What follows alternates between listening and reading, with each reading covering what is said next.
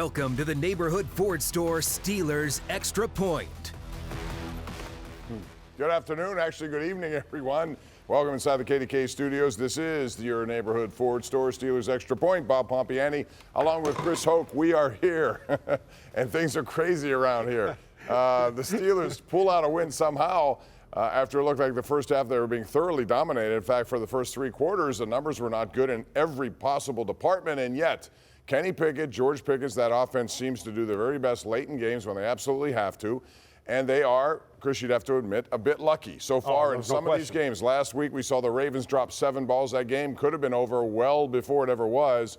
And today, Brett Maher, who had his problems last year with the Dallas Cowboys, continues to have problems as a kicker. There are a lot of good kickers out there. He still is theirs, and I wonder for how long. He missed 3 kicks. The Steelers took advantage. All 3 of those, the 2 field goal misses, resulted in touchdowns for the Pittsburgh Steelers, who went 3 for 3 in the red zone. They really did. And the reality is that is 7 points. That's the difference. It would have been a tie ball game here, but you've got to make field goals. You've got to make extra points. And the Steelers capitalized that, right? Those 3 kicks that were missed turned into 10 points for the Steelers, and that was the difference in the ball game here, Bob. And really the reality is the biggest play in the game was that first play of the fourth quarter, and we'll talk more about that. Deontay Johnson's 30-plus yard catch and run.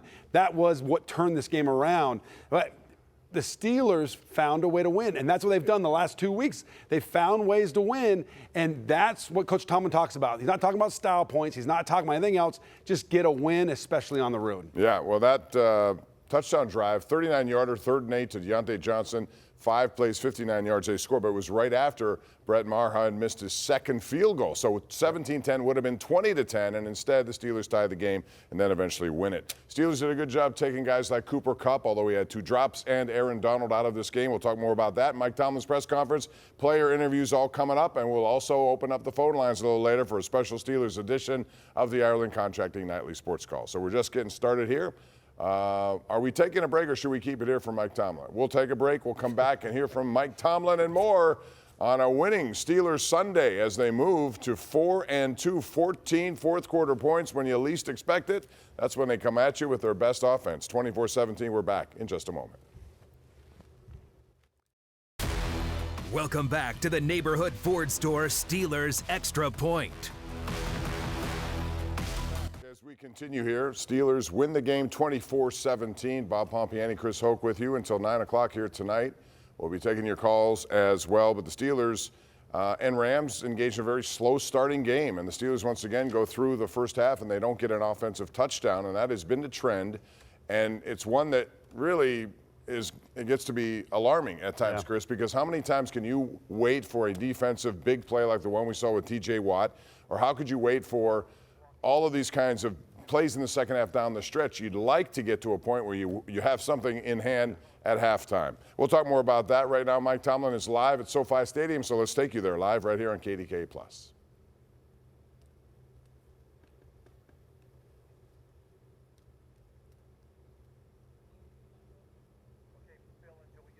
All right, we're having audio problems out there, but I'm sure he's thanking his group for what went on in that game, and they took care of business when they had to in the second half. But like I said, maybe we have it back now. Let's check it out. I thought we shot ourselves in the foot some on possession down play on both sides of the ball. You got to be more successful on possession downs if you want more fluidity in the engineering of victory. And there wasn't enough fluidity probably through the first 2.5 quarters really on either side. I think on defense we lost 2 3rd and 11s in the first half. And whether or not it produces points, there's a field position component and a time of possession component of it. And so that's why it was uneven and uncomfortable at times from our perspective. But I appreciate the fight that the guys display. They got a don't blink mentality. Obviously, we got to clean up some things from a management of our emotions, but I would much rather say whoa than sick 'em. We got some guys that are competitors. They just got to compete in the appropriate and mature and professional way. We'll use it as a learning experience. It's good to learn while sitting at 4-2 as opposed to 3-3. Cole Holcomb had an ankle injury, but he was able to return. We got some other bumps and bruises associated with play. But I just love the fight in this group. They don't blink, man. They cut their eyelids off, man.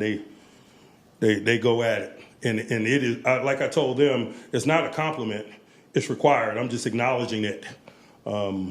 We better be prepared to fight every time we step into a stadium, man, because that's what the National Football League is about. So I'll pause and open up for questions. Mike, what changed for Kenny in the second half? I don't know that anything changed. I just think that, they were possessing the ball and we weren't. I think, as I outlined, we didn't win enough early third downs. They were winning too many, and even like third and long, 3rd and 11, I think they converted 2 of them in the first half.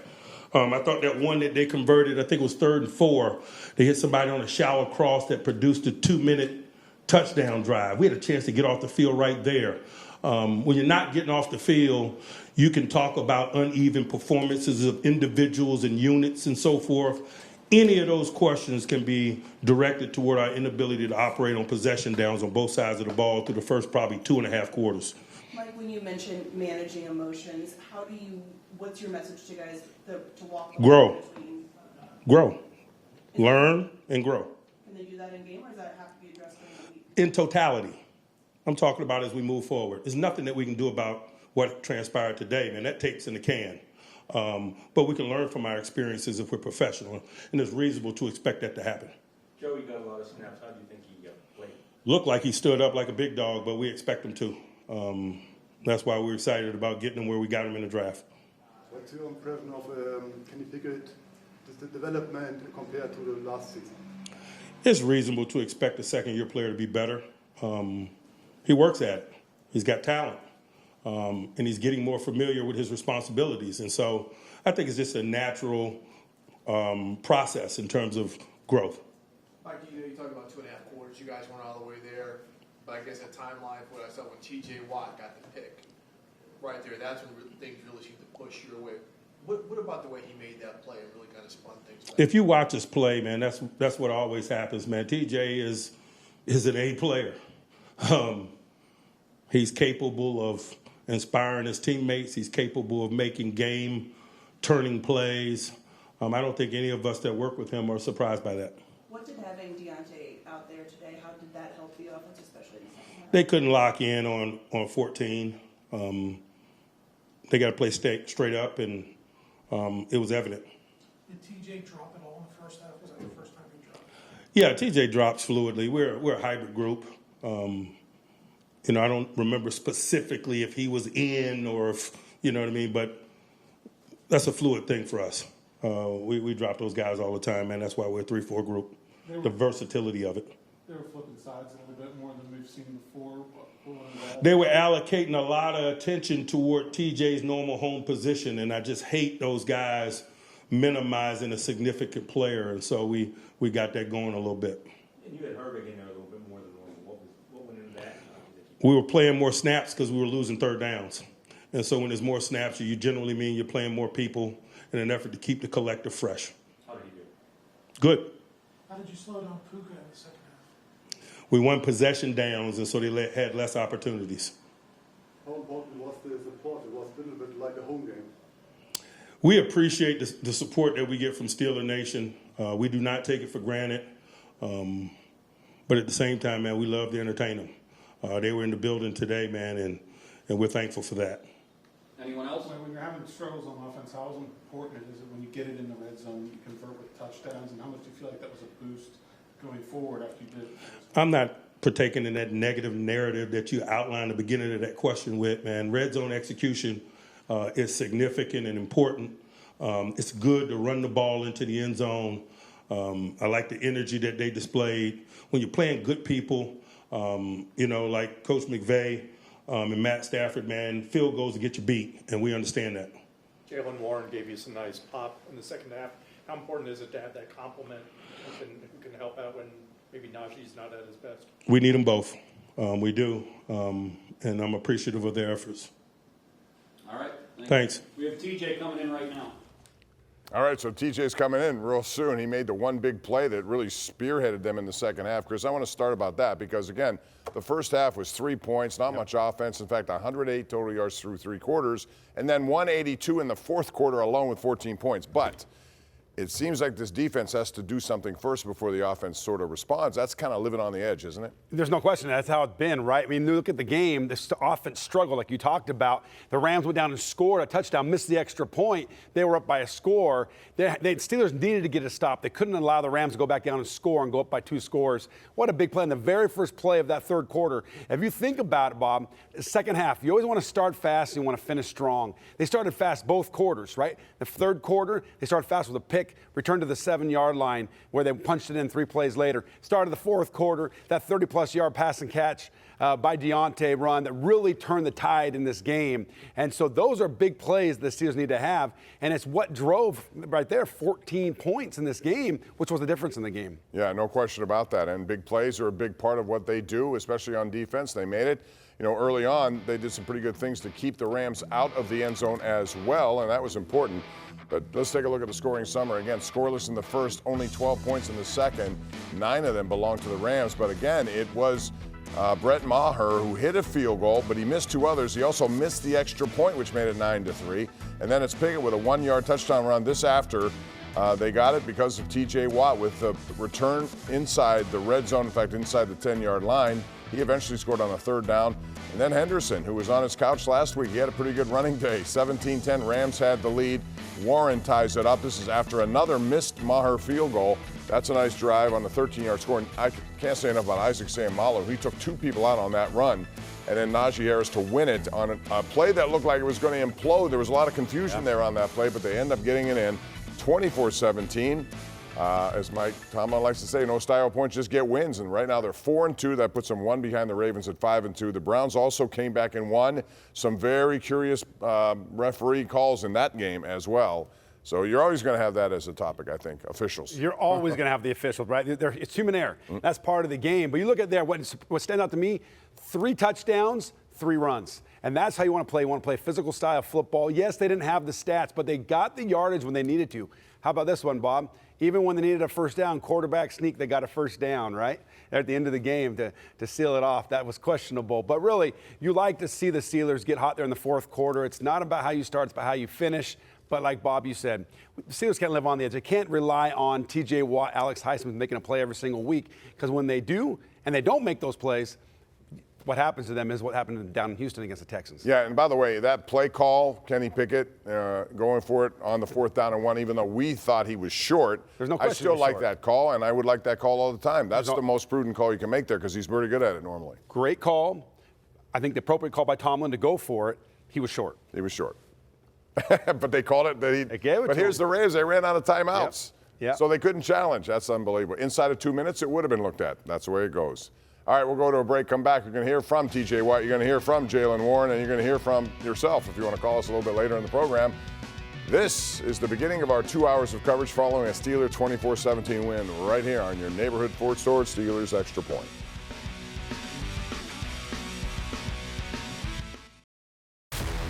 Welcome back to the neighborhood Ford store, Steelers Extra Point. Look at the standings. These are now updated. The Ravens won today. They blew out Detroit. Lamar Jackson and company were outstanding. Geno Stone, by the way, leads the NFL in interceptions. He got his 4th one, the kid out of Newcastle. They're 5-2, 2-1 in the division. The Steelers and Browns tied, although the Steelers have the tiebreakers. They beat the Browns. That 2-0 record is an important one. The Bengals are idle this week, and they're 0-2 in the division. So now the good news for the Steelers, Chris, is they come home and they have 3 straight home games. Jaylen Warren was a big player in this game, a 13-yard touchdown, part of the 86 yards the Steelers put on. That's a little deceiving. I thought they ran hard when they had to run hard late in the game. The Rams ran hard early in the game, but the Steelers did it when they have to. Jaylen Warren. After the game, Rich Walsh is in the locker room. Let's hear what he had to say. I love that change of speed going from Najee to Jaylen, because when he puts that foot in the ground like that 13-yard touchdown run, he goes and he accelerates so fast. And that's what I love, is because sometimes with this way the Steelers block, you know, they don't always get pushed. If you want to see a team get pushed, look at how the Rams got pushed in that first half of this game. They were moving the line of scrimmage. You don't see the Steelers doing that very often. That's why I think that Jaylen a lot of times gets more yardage and gets to the second level of the defenses more often, because he's able to put the foot in the ground, accelerate through holes, that close so fast. And what a compliment those two, the 1-2 punch. It's the physical one. It's the quick, scanty one. It's a good 1-2 punch for the Steelers right now that get it done when they have to. And let's talk about their offensive line. I thought Dan Moore Jr. came back from injury, played very well. A lot of people wanted to see Broderick Jones, but the coaches saw something in him this week. He was healthy. He played well. But how did they take Aaron Donald out of this game? And I say that respectfully because he still had 4 tackles, 2 quarterback hits, but those are pedestrian numbers for number 99. And I think he had a little more pressure than 2 QB hits. I haven't found pressures yet. But he put some pressure on Kenny Pickett. But the reality is, you come into this year, you always talk about Aaron Donald, the potential of what he can do because he's former MVP, defensive MVP, and all that he's done these years in the league. But I just haven't seen him put the pressure on the quarterback like he has in the past this season. He only had 2.5 sacks coming into this game, so I don't think, even though he's a threat, I don't believe he's the threat that he's been in the past. And so it's a combination of double teaming him, making sure that they're rolling out away from him. I think of Kenny, I don't know how many times Kenny rolled towards his side. A lot of times I saw him rolling away from Aaron Donald just to get away from that rush. And so I think they did a combination of a variety of things to make sure that Aaron Donald did not have an impact on this game. All right, speaking of the offensive line, Mason Cole was the center, did a good job today. Let's hear from him in the locker room after the game. You found something there in the fourth quarter with those 2 nice drives. Yeah, we felt like we had some of it in the first half. We got behind the chains. Penalty killed us kind of all game. But as the game went on, we felt they kind of started to ease up a little bit and got some run game going, moving the ball. It was good.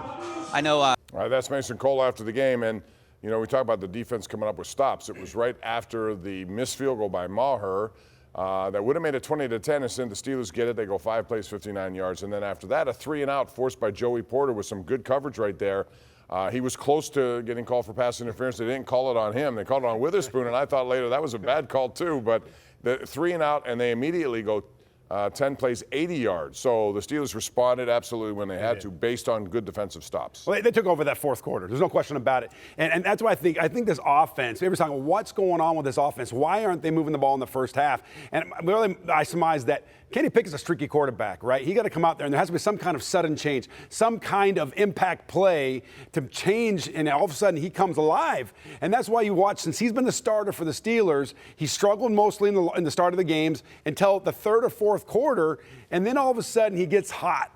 And he starts to make throws. And that's what he did in this game. In the fourth quarter, after that 39-yard catch and run by Deontay Johnson from a pass from Kenny Pickett, then he started to see the field. Then he started to hit people 10 yards here, 11 yards here, 18 yards here, and they scored 14 points. And it just energized this team. And just to imagine, just to think if Kenny can see the field like he does in the fourth quarter when he's streaking, he's hot, during the first half, it could be a completely different game for these Steelers. And I think they owe it to their defense to start that way sometimes, just to take a little pressure off them, because by not scoring touchdowns in the first half, you really engage just about everybody to come up with plays in the second half. And largely they've done that in 3 games that a lot of people thought they may have not won, but they did win because of it. All right, we're going to, I'm sorry, Greg, Patrick Peterson is next up for us, number 20. He made some good plays on this game. They had this zone defense going, and it essentially took Cooper Kupp out of this game, although he had 2 drops, was not really a factor. Let's hear from number 20. It is what it is. So, I mean, Cooper's a great vet, to be able to get those type of calls. And I don't know if the ref thought that I collisioned him after the 6 yards or after the 5 yards. No, I mean the touchdown that Atwell caught at the end of the first. Patrick Peterson, we interrupt him because Kenny Pickett is speaking live right now at SoFi Stadium. Let's take you there. Hear what number 8 had to say after that amazing fourth quarter comeback. Quarters and they're outstanding in the fourth. Can you explain that? Yeah, just playing football, man. I mean, it's not going to be smooth all the time. They got a pretty good defense. They were getting after us a little bit. In the past game, getting some hits, and I was trying to get the ball as fast as I could. But I think it just over time, wearing down in the run game, helped the pass game out. We got to keep having that balance. What do you think of your offensive line's job against Aaron Donald? They did a great job. Great job. We had a goal of not letting him wreck the game. Trying to do everything we can of sliding guys and doubling him, getting forehands on him as many times as possible, if not, all the time. So that was a goal of ours. I think those guys did an unbelievable job. Is that the same way with the first 3 guys you faced, Crosby and Bosa? We have some experience in it. We've played some pretty good pass rushers, man. It doesn't get easier. We go against, the best every day in practice. So it's good to have 90 on our side to help us give those looks of what we should do and how we should plan when you're going against guys that, can wreck the game and can change the game as a pass rusher. You mentioned TJ. How about it, the play he made to start the second half? Sparked us. The game? Yeah, it just does what he does, and he always says it takes one play to spark it. And majority of the time it's him making the plays, and hell of a leader, hell of a player, got us going. Glad we got in the end zone there, and then finished out in the fourth quarter, staying on the field, which I was proud of. That was something that we didn't do earlier in the season, but being a 4-minute drill, finish on the field and let our defense, kind of sit and relax on the sideline. That's what we wanted. So that was good. Was there any doubt about the fourth down? I was getting it. I was doing whatever I could to get it. Put it that way. Was there much discussion what to do there? Or? No, it was sneak and had Connor push and end up getting it done. Mike talked about managing emotion, especially in big moments. I know it looked like you were talking down Deontay after he got that counting penalty. What were you saying to him, and how do you guys kind of walk that line of playing with that physical fight but not going too far? Yeah, that's the balance. It's tough. You're walking a fine line there with not getting overboard, but that's what makes those guys great. That edge that they play with. It's just tone it back when we need us to dial in and find a way to win. So those guys are smart players, man. They'll figure it out, and we'll help them through that. Was this a step forward for you guys? I think so. I absolutely. You're always looking for positive to continue to build on, and the way we played in that fourth quarter to win the game, I think that's a huge positive. Can you tell me about your development? Do you feel more comfortable maybe than in the last season, your first season? I'd say so. I feel comfortable, in our system, and officially, I guess, starting the second year now, and after this bye week, with how many games that I've started. So I think the more you play, the more comfortable you get. I feel great with the guys and gotten a lot of reps. So we're going to continue to build and move forward. What do you think is possible with this team? What's the possibility? Yes. I think the sky's the limit if we work and put it together. I'm not going to get into expectations and what I think that we should do or could do, but we're on our way there. So that's good news. Anyone else? Did you feel like things were more open with George because of Deontay? How did you get defended differently? Yeah, you do. I mean, you can't double George as much as you'd like. I think that's what we saw today. It was a lot more singled up, giving him chances on slants and down the field, and moved him inside in that 4-minute and got him down the seam. And then Deontay's doing his thing with his route running, and his run after catch was huge today. He should have had more. We had another penalty that got called back. So both those guys played lights out today. All right, sounds good. We have George right there. All right, Kenny Pickett, take a look at his numbers here. You'll see them, 223 yards, no touchdowns. He did have a rushing score, no interceptions. And the bottom line is a 97 rating, did well, although it's amazing when you look and break it down. After 3 quarters today, Chris, the Steelers were 1 for 7 on third down. The Rams were 7 for 11. The total yardage was 296 to 108. That's it after 3 quarters. And then an offensive explosion in the fourth quarter, totaling 145 yards, and Pickett was on fire, didn't miss. It's a total domination of the fourth quarter, and that was the difference, right? 14 points to nothing. That was, to me, that's the game. Points, all these other things you mentioned matter, but what matters most is points. And it started, remember, Bob, when you and I were watching this game together, at the time between the third and fourth quarter and that commercial break, we were talking about the struggles of this offense, and that up until that point, other than an 8-yard throw to Deontay Johnson, everything was behind the line of scrimmage. Everything was right there and close to him. He wasn't taking any chances. Then he throws that option route to Deontay Johnson, goes for 39 yards, and then all of a sudden he comes alive and he's seeing everything, and everything's going downfield with quick out routes to Deontay and Pickens hitting quick slants. It's interesting, and it leaves you to wonder what would happen if Pickett played like that in the first quarter. In the second quarter, it's something like that big play from Deontay that changes everything in his mind. But if you're going to have a gene, it's a clutch gene, you'll take that gene, because that means he saves his best for very last, even though he may contribute it to what happened up until 3 quarters. But that's the way it is so far. They're living on the edge, 4-2. And we'll come back and hear from T.J. Watt as well as George Pickens, who had over 100 yards receiving today. And also a taunting call. That was a couple of those. We're going to talk about that as we continue here. 24-17. Steelers win to get to 4-2. Next up, 3 straight home games. A chance to push the pile a little bit in the AFC North. We're back in a flash. Welcome back to the Neighborhood Ford Store Steelers Extra Point. All right, we're back, and it's time to take a look at the JP Roofing final stats of this game. And there you see him. First downs at one point were 14-6 in favor of the Rams. The Steelers changed that. Again, largely most of this damage came in the fourth quarter, Chris, as you break down the numbers. Yep. Well, listen, here's the reality. We saw the same exact thing against the Ravens 2 weeks ago. First half, if we hit the first half stats up here, it would be completely in favor of the Rams. Second half now, in favor of the Steelers. They're balanced out. 2 weeks in a row, the Steelers are a second half team, really a fourth quarter team. But they've got to be able to play a more complete game so the games don't come down like to the last couple minutes like they have been really the whole season. Right, and you certainly don't want the defense to do, I mean, if they can, that's great, but to expect them to come up with game-changing plays every week is a lot to expect from any defense. TJ Watt, however, provided the big play with an interception right off the bat. He moved back into coverage, read it well, almost took it back. That set up the Pickett 1-yard score that got him going in the second half. This is what TJ Watt had to say after the game.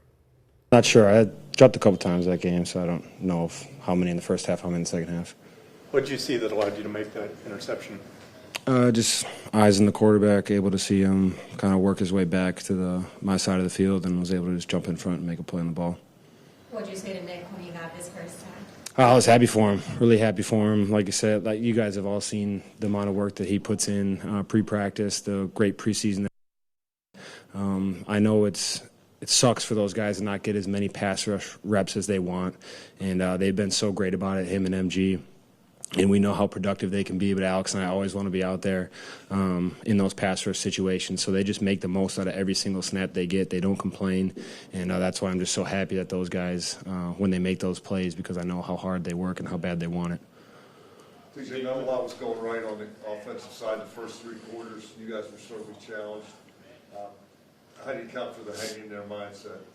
Yeah, I mean, it's a four-quarter game.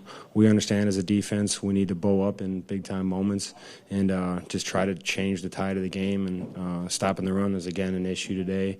But anytime you can get some sort of spark to get us going and be able to have us start continuing to play good football late in games, I feel like we just need to continue to progress and grow off of it.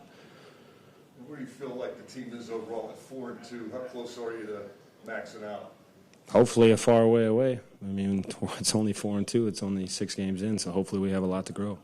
I think the team was, for the season start, a little bit underrated. What do you think is possible with this team? I mean, I don't know, and that's to be determined, honestly. We just want to take it one day at a time, one game at a time. Coming off of the bye, we understood how important it was to not come out looking like we were sleeping, to come out strong, and to be able to come out to the West Coast and get a win is huge. But like you say, it's the NFL. We have another big game this week back at home. Is there any silent count today as far as you can tell? Yeah, Steel Nation's incredible. They've been incredible all season long, and I want them to understand how important that is, especially for us on defense. Anytime you can get an offense to go on a silent count, it helps us out tremendously. You and Alex were flipping sides a little bit, just trying to get a different look or keep trying to find a one-on-one anywhere I can get it. Unfortunately, I didn't really get. I mean, probably got maybe 2 or 3 today total. Just a lot of chips, but other guys stepped up in those moments, and I'm happy that we were able to get the job done and get a win today. And they certainly did. Minka Fitzpatrick was everywhere again today, leading tackler with 11 of these, and a lot of them were at the line of scrimmage, which is good to see because he is one of those special players you like to highlight in different packages. Cole Holcomb after that, DeMonte KZ, Keanu Neal. Montravius Adams played a good game in the middle without Cam Hayward. Let's talk about TJ Watt for a moment because he only had 1 tackle in this game, Chris. Yeah. But that play, this is a guy who leads the Steelers franchise all-time in sacks. And here he was back into coverage. Now, is that a coaching maneuver, or is that him sensing where he was? How does that play evolve? Well, that's always been the Steelers' defense, right? The linebackers, outside linebackers, drop back in coverage. And what happens is when you come to the line of scrimmage, unless you're blitzing, one outside linebacker from one side rushes, whether you rush in the strong side linebacker or the weak side outside linebacker, and the other one drops. And that's just what happens unless you're blitzing. And so exactly here, his football IQ's off the charts, Bob. He drops back, he sits there in the zone, he sees the eyes of Stafford and moves to where he's going to go with the ball. Stafford does not think that he's going to get in the middle of that throw, takes it back to the 7-yard line. It was just a great football play. But I want to make a note there on the leading tacklers. Mm-hmm. You look at that.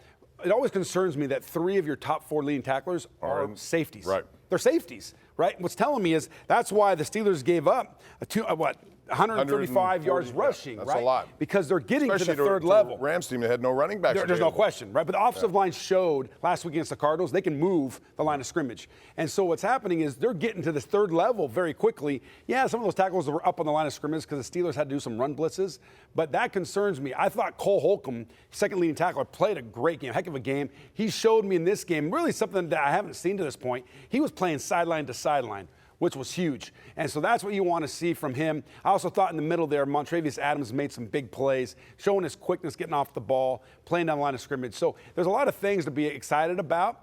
They've got to get better. They've got to be more of a 60-minute team. But I thought there were also some positive things. Talk about Holcomb and talk about Montravius Adams. As far as the offense is concerned, again, most of it came in the fourth quarter, but boy, did it come when it came. 6 receptions for Deontay Johnson on 5 receptions on 6 targets. Not bad for someone who's missed a lot of time. He came in there, made a difference on the big 3rd and 8 play for 39 yards. That triggered everything. This is what he had to say after the game. Continue to do what I do best, which is make plays. You know, that's what I did out the gate. And I feel like my play in those few plays that I made helped us with the field position and momentum. And defense, they carried over the defense as well, and they made stops out there. These last weeks had to drive you crazy, huh? Yeah, a lot. The last 4 weeks was tough, but it happens, you know. It's just how you come out in the end. You know, I came out with the right mindset and attacked the rehab and stuff like that, and I thank the trainers for, you know, just keeping my head low through the whole process, and, you know, I'm back. So, like I said, I'm looking forward to next week. You guys had a nice couple drives offensively in the fourth quarter. How much did your presence just help kind of get things going and find an identity or a rhythm out there? It's big. Like I said, it gives us Kenny another weapon out there. I should get to show like I can get open on almost any play. That's my special ability, getting open, route running. And that's what Kenny needs out there. And everybody did their job today. You know, me, George, AR, everybody. So got to give props to the whole offense, not just me. Like I said, but me being able to run routes, stuff like that, brings a lot of upside to our offense. Deontay, we see this from Pickett all year. He's doesn't get a lot done for 3 quarters, and then in the fourth quarter is outstanding. What do you see from him in the fourth quarter? It's football. Some games we ain't gonna start fast. He's not gonna be perfect. That's anybody out there. All we can do is just keep playing in those moments, and something gonna happen eventually. So, and that's what happened. We was, you know what I'm saying, driving the ball, couldn't get no plays, big plays that we wanted, first 3 quarters or whatnot. We still making plays though during those 3 quarters. Like I said, it all came down to those weighty moments and who wanted the most, and we showed it that we wanted the most on offense. What happened on the taunting penalty? Oh, it's just something I gotta avoid. A little too excited in the moment. I didn't really do nothing. I just kind of went like this to him with a kilo with a spoon. We cool, so but the rest wouldn't know. So like I said, it's just one of those situations I gotta avoid and just be smart. You feel like you guys have turned the corner? As a team, how do you guys manage the emotions between needing to fight and also not wanting to get those costly penalties, especially in the fourth quarter? It's football, like I say. Emotions are high. You never know what can happen out there. Everybody wants to be the best out there and make those plays. And like I said, our emotions sometimes get the best of us, but that's not an excuse. So like I said, that's just a matter of keeping your head and knowing how to handle the situation out there and just keep playing. 3 offensive touchdowns for you guys, first time this year. Do you feel like you guys have maybe turned the corner here? Yeah, for sure. I mean, we steady climbing. We're not going to be perfect every game, but like I said, we steady climbing and just keep playing. We're going to get in the end zone eventually, or no, if not every other play or whatever it is the case may be. But like I said, it's not like we're trying to make those little mistakes or whatnot. But like I said, it's football. Just keep playing, something's going to happen. Well, he certainly made things happen coming back the way he did. And again, he specializes in better route running and getting yards after the catch, and he did that today. That big 39-yarder was the key. It was a 3rd and 8 play, and without it, they don't go on that drive and tie the game at 17 apiece. It was shortly followed by the Jaylen Warren touchdown. However, you heard Deontay talk about, Chris, this. First of all, I didn't think this should have resulted in a taunting. I thought what George Pickens did, however, did rise to the level. They did not call Najee Harris early in the game when he was going after somebody. How do you do that if, how do you make the call if you're an official? Because it seems like it's a very subjective call, even though it's written that you're not supposed to do anything. It's so inconsistent, right? I don't know when they call it, why they call it in certain situations. I don't know. But I saw Deontay. If you watch and you go back and look at the replay, he was smiling. Remember, Keller Witherspoon was his teammate here at the Steelers. They're friends. So when you saw him, he gave him the little hush. It was friendly. He had a smile on his face. It wasn't about taunting, but it was the letter of the law, right? It was the rule, and he broke the rule, and so they threw the flag. When George Pickens, I believe that he probably can get flagged many, many times. He comes up taunting and doing all those things. When does that stop, though? I mean, Mike Tomlin tells them this all the time, but do you have to discipline someone at that point to make it stop? In order to make someone stop, you got to discipline them. If you don't discipline them, you enable them. That's my opinion. Yeah, and the problem is they come at critical times. Yeah. That one was an offsetting penalty. That was huge. Because it was going to be a first down, too. And I believe the next play they got all the way down to, that was when the 4th and 1, and they were able to get that quarterback sneak. But it really is, they got to stop that. I mean, those plays, at some point, the players got to understand that this is going to hurt the team, right? And yeah, I'd rather say wool than sick them. Let's say sick them. Let's tell them to stop doing that and tell them, we're going to have to sit you down the next play rather than put them back out there, because those moments, that really did hurt the team. That was a PI that was called. If there wasn't a taunting after that, they would have had that first down. It would have been much easier. They wouldn't have to go to that quarterback sneak that was second guessed. All right, let's talk about Deontay Johnson generally, what he meant for this game today, because instead of just George Pickens getting all the attention, now there's somebody else to worry about. And it's a shame that Pat Freiermuth is going to be out for several weeks now, because he would have added to that as well. What did he mean today to George Pickens? Well, it's huge. It opens up things for George Pickens. You can't just focus on George Pickens. You can't double team him and think that really there's nobody out there that can be a game breaker or can make big plays.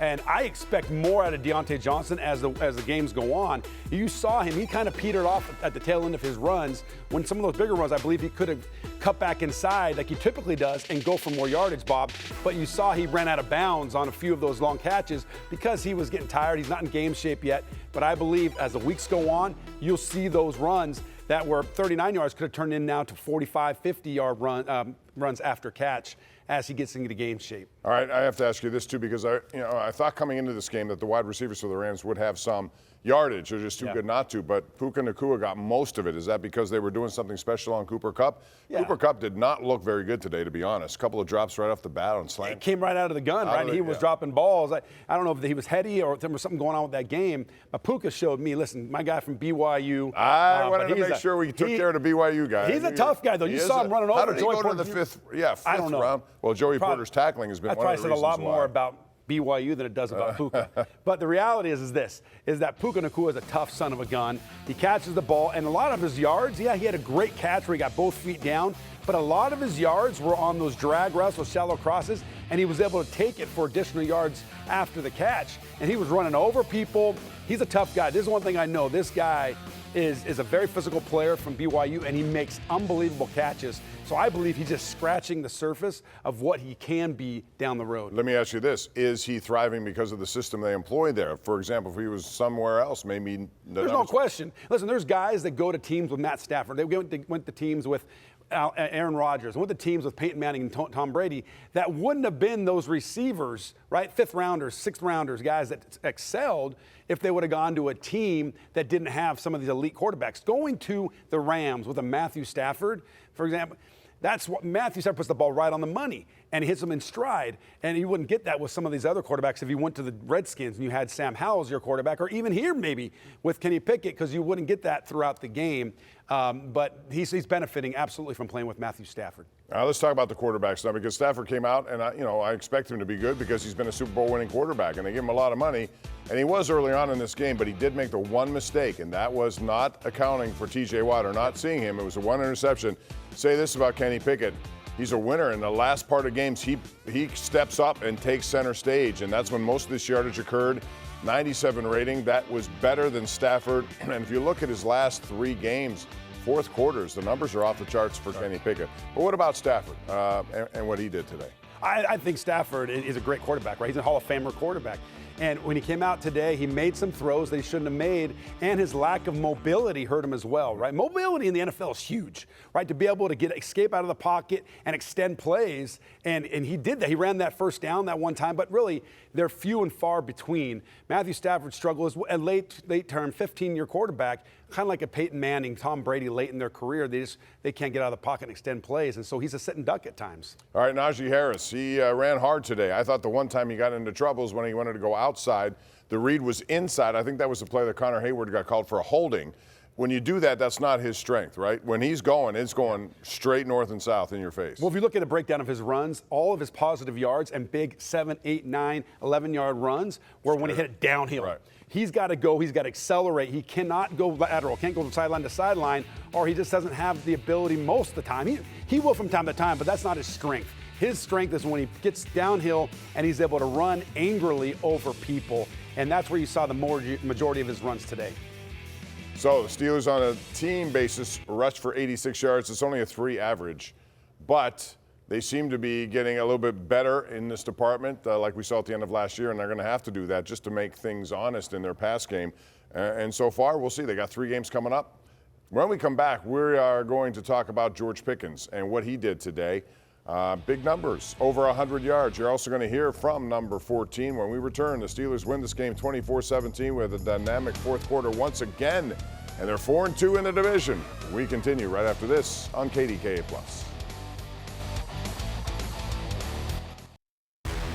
Welcome back to the Neighborhood Ford Store Steelers Extra Point. All right, welcome back. Bob Pompeani, Chris Hoke with you. We'll be with you until 9 o'clock tonight. Some of the scores earlier, the Browns pulled one out, man. They were down, and they got 2 penalty calls that went in their favor late in the game. One of them I thought was a just horrendous call, but they took advantage. 39-38. So Deshaun Watson gets knocked out of that game, Chris. He had some sort of concussion issue. Not sure of his future in terms of weeks available or not available. We'll see. The Browns are winning games here without their franchise quarterback. A defense that's dominant. Myles Garrett, 2 huge sacked fumbles today that turned the tide. I mean, this is a team that has an elite defense that's going to be tough to beat. They're right there in the division crowd, if you will, 4-2. Gardner Minshew did have his way with them at times. They put up some drives and they scored. Garrett did have 2 sacks, 2 forced fumbles, and a blocked field goal. Yep. Patriots come out of nowhere to beat the Bills, and the Patriots have looked so bad. And then all of a sudden today they put it together, win by 4. The Lions. I didn't expect that. Surprised me. I thought that would be a tough game, in fact, the marquee game of the day, and yet here Lamar Jackson and company took care of things early, 38-6, and this was from on Thursday night. Jags win, and Jags are coming here next. Yep. That'll be the Sunday game, first of 3 in a row at Acrisure Stadium, so it's a big time for the Steelers to put some time between themselves and maybe the other teams in this division. Now let's talk about George Pickens, because he had a very good day in the middle of the field. I was encouraged to see the middle of the field. I always talk about that because it seems to be missing a lot, but slant patterns, very effective for guys like that. Well, you got to have slant patterns, and that's what Deontay Johnson, when we see him get back to his speed, he hits those slant patterns and goes. And that's when you think about when an offense really can accelerate, it's when you hit those quick slants and you could take them for yards after catch and contact. George Pickens is an elite receiver when he has his head on straight and he goes out there and he plays within the offense. This guy can take any throw and take it for the home run. You just want to see him keep things under control. I know it's a fine line, like Coach Cowrie used to always say, because you don't want to take away what he brings best to the game, and that's his energy and what also brings some of those other things into the game where throws the flags. He just needs to make sure he controls his emotions a little bit better. Yeah, and back shoulder throw has become a good one between Kenny Pickett and George Pickens. Here's what George Pickens said in the locker room after the game. Rich Walsh was there. Offense, George? I don't want to say a breakthrough game. I'll probably just say we were super efficient, like we kind of want to be every game, to be honest. What was the difference for you guys in the fourth quarter? In the fourth quarter, you had almost 200 yards of offense. Yeah, like I was saying, the efficiency, just executing the plays right on time.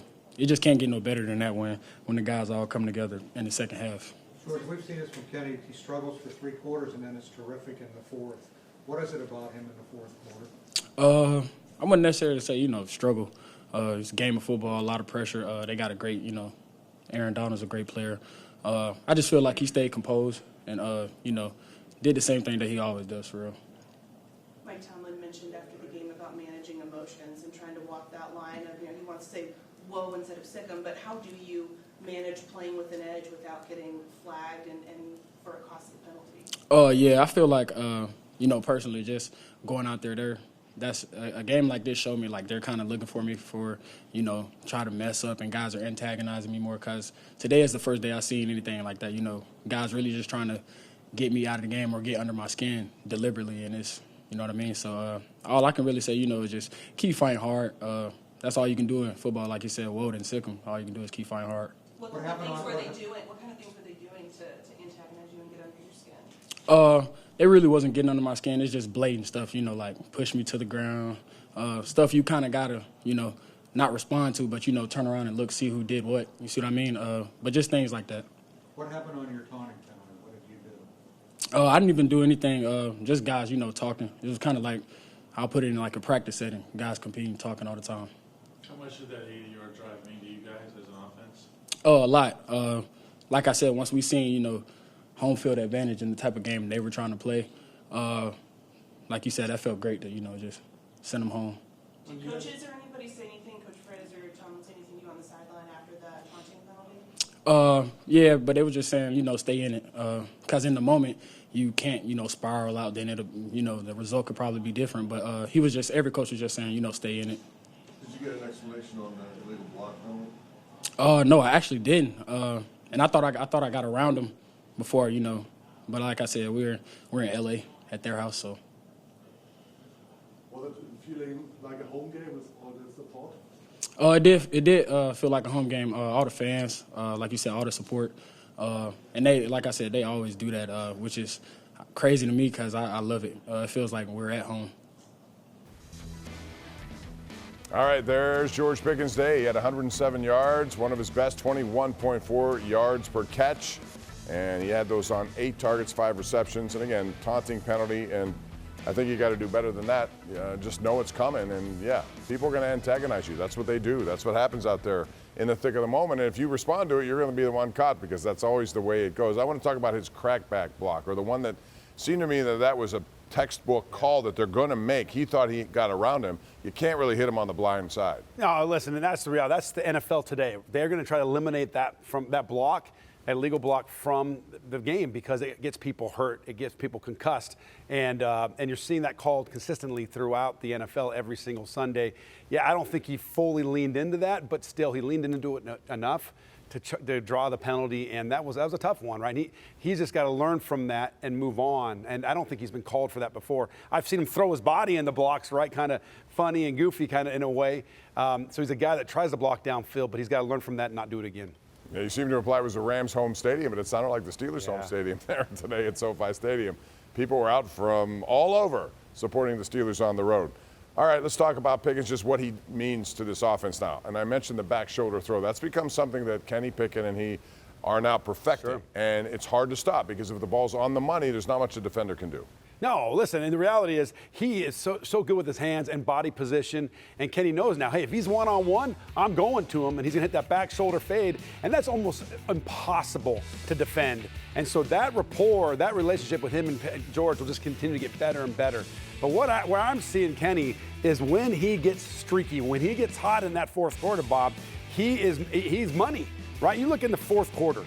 Right? After that 39-yard pass to Deontay Johnson, he went for 18 yards to Pickens, 21 yards to Pickens, 11 yards to Johnson, 11 yards to Hayward, 31 yards to Pickens, and 7 yards to Allen Robinson. Those were all in the fourth quarter. So you can't tell me that those plays are only there in the fourth quarter. To me, the slow start has to come down to Kenny Pickett. He's got to trust in the offense. He's got to come out playing with the same kind of fire that he plays in that fourth quarter and the first quarter. All those plays are there in the first quarter. He's not making them. That's the difference. And so in order for this team to go where they want to go, which is get back to the Super Bowl at some point and someday, he's got to play 60 minutes and play in the first quarter and hit those throws like he does, like we've seen the last couple of weeks in the fourth quarter. Here's an interesting stat on Kenny Pickett. Chris Dokich puts this out. He says Pickett's last 3 full possessions, not including the quick kneel downs, in each of the last 2 games. There are 6 possessions we're talking about. 15 of 19, 245 yards, 3 touchdowns, 2 field goals, and then ran out the clock twice. 2 wins. Well, that's what I'm talking about. Everybody wants to blame Matt Canada, but you cannot convince me in any way, shape, or form that those plays that Matt Canada called in the fourth quarter only calls in the fourth quarter. He calls them throughout the game. it comes down to Kenny seeing the field and stepping up and trusting it and driving the ball in all 4 quarters, not just the fourth. Those plays are there. I don't believe it's Matt Canada. I believe that Kenny needs to play a more complete game from first snap to the last. All right, let's talk about the Ford road ahead, because it is a good one for the Steelers if you like home cooking. They got the Jacksonville Jaguars coming here next Sunday. That's a 1 o'clock game. And then after that, it's 4 days rest, Thursday night football at Acrisure as the Titans come to town. Derrick Henry, you've been rumored to trade him. They're struggling right now, not sure who their quarterback's going to be. And then it's the Packers, and they have also struggled. So an opportunity here before the Steelers go to the Browns at November 19th, Chris, to get 3 home wins. And I would expect that at this point. You want to do well in this division, you better win home games starting there. There's no question. And those next 3 games are going to be huge for them to try to get some separation from the other teams in the division, right? Because let me tell you something. But the Bengals are going to come back, Bob, and they're going to come back and playing really good football. They're going to get back into this race. So the Steelers have to win games. They have to start to stack victory after victory after victory.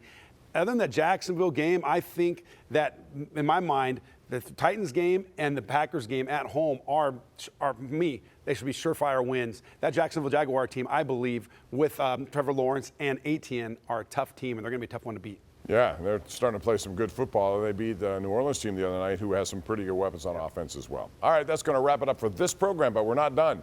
Coming up, after the Steelers win 24-17, we want to hear from you. The Steelers are 4-2 with the prospects of 3 home games in a row now. How do you feel about the state of the Steelers? Call us, 412-575-2600. That's the number of the special edition of the Ireland Contracting Nightly Sports Call. It's next, right here on KDKA+.